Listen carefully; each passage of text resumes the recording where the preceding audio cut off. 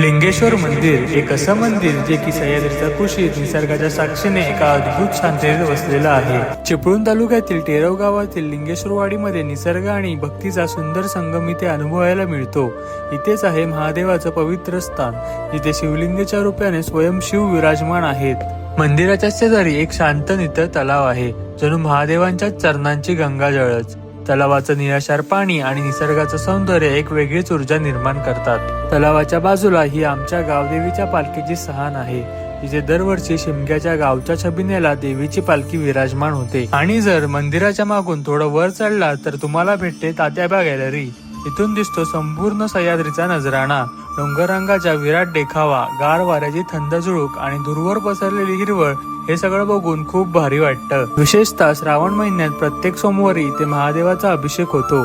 फक्त श्रद्धेने दूध, पाणी, बेल अर्पण करतात। मग तुम्ही पण या एखाद्या सोमवारी अभिषेक करायला। इथे फक्त देव नाही तर निसर्ग, भक्ती आणि अंतःकरणाला स्पर्श करणारी शांती आहे। लिंगेश्वर मंदिरात आल्यावर मनाची घालमेल दूर होते आणि एका वेगळ्याच विश्वाचा अनुभव मिळतो। मग तुम्ही कसली वाट पाहताय? कधी चिपळुणात किंवा टेरवला आला तर या जागेला यायचं विसरू नका। धन्यवाद। आणि व्लॉग आवडल्यास लाईक आणि फॉलो करा आणि तुमच्या मित्रांना शेअर देखील करा।